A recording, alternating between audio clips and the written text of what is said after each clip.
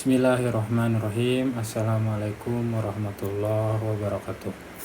Alhamdulillahirabbil alamin. Alhamdulillahilladzi hadana li hada wa ma kunna linahtadiya laula an hadanallah. Asyhadu an la ilaha illallah wa asyhadu anna Muhammadan abduhu wa rasuluhu la nabiyya wa la rasula ba'da. Baik, perkenalkan, nama saya Nabil Haditya Putra dari Sejarah Peradaban Islam kelas D. Pada kesempatan saat ini saya akan menjelaskan 3 buku karya Dr. Asep Ahmad Hidayat, yaitu dosen saya di semester 4 ini yang mengampu dosen studi sejarah kawasan. Jadi dalam pembahasan saat ini kita akan membahas tentang 3 buku ini. Yang pertama, Sejarah Tasawuf dan Tarekat. Yang kedua, Studi Kawasan Dunia Islam. Yang ketiga, Sejarah Sosial Minoritas Etnis Melayu di Nusantara. Oke, baik. Kita berawal pada Sejarah Tasawuf dan Tarekat. Pada buku Dr. Asep Ahmad Hidayat atau Abah ini menjelaskan tentang memahami tasawuf dan tarekat, sekilas sejarah perkembangan awal tasawuf, para sufi terkenal di barat periode klasik, Asia Barat, Afrika Utara, dan Spanyol. Dan selanjutnya membahas perkembangan tasawuf dan tarekat di Asia Tenggara, periode awal, tasawuf dan islamisasi Nusantara, dan tokoh sufi abad ke-16 sampai ke-18. Tarekat di Nusantara Hindia Belanda abad ke-14, dan bab 6 yang terakhir menjelaskan tentang tarekat neo-sufisme di Indonesia dalam abad ke-20, Tijaniyah dan Idrisiyah. Dari itu, buku Sejarah Tasawuf dan Tarekat ini menjelaskan tentang telusur tokoh dan ajarannya, tentang tasawuf bagaikan pohon besar yang berdiri di tengah-tengah padang rumput. Tidak ada seorang pun yang menyaksikan tumbuhnya dan tidak ada seorang pun yang mengetahui permulaannya. Namun sekarang pohon besar itu berbicara mengenai dirinya sendiri kepada asal-usul yang telah dilupakan dan telah dianggap benar. Demikian ungkapan Cyprian Rice, OP, dalam The Persian Sufis yang tertanam di buku ini. Kemudian buku yang kedua itu adalah Studi Kawasan Dunia Islam. Dalam buku Studi Kawasan Dunia Islam, Abah membawakan pembahasannya tentang berikut: latar belakang sejarah dan perkembangannya, mulai periode Perang Dingin, pertumbuhan dan perkembangannya, kontroversi dan kritikan.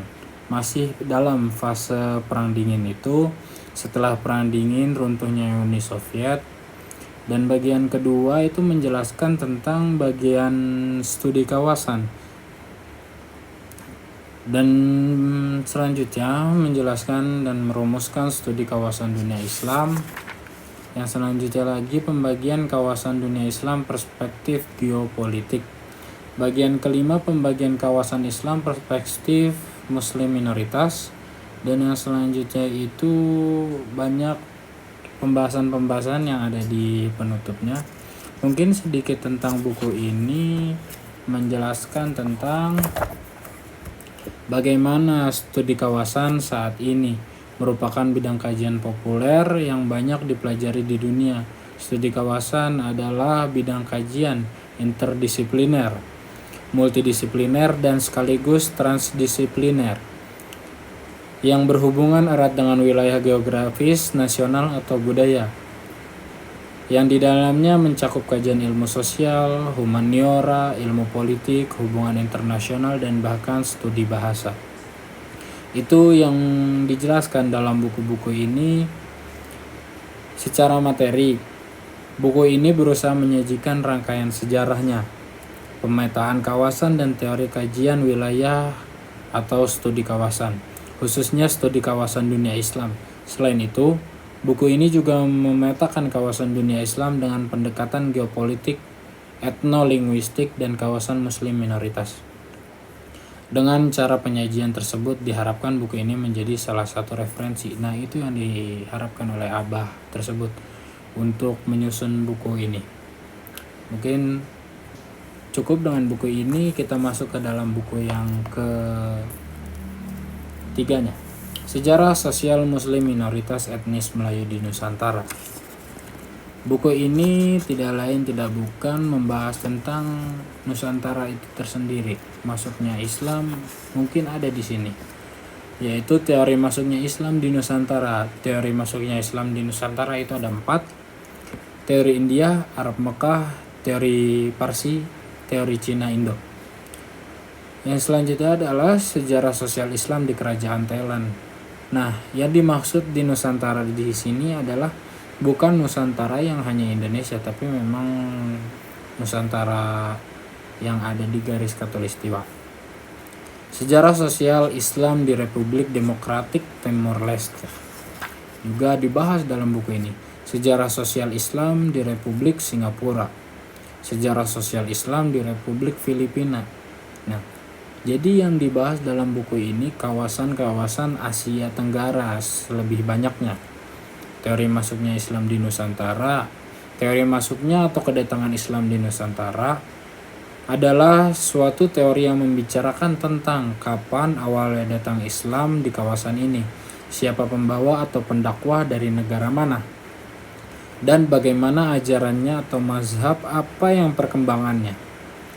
Sampai saat ini terdapat beberapa teori mengenai kedatangan Islam di kawasan. Nah, itu tadi yang saya telah jelaskan tentang masuknya Islam ke Nusantara. Ada 4 teori. Teori India, teori Arab Mekah, teori Persia, teori Indochina. Dari ketiga buku ini kita telah belajar tentang masuknya Islam, tentang kawasan Islam yang ada di Nusantara ini. Kurang lebih buku ini mencakup penjelasannya dan memiliki rujukan yang baik, rujukan yang kepada buku lain, kepada artikel-artikel tertentu yang ada di dalam buku ini. Mungkin penjelasan singkat yang bisa saya sampaikan sekian. Wallahu muwaffiq ila aqwamit thoriq. Wassalamualaikum warahmatullahi wabarakatuh.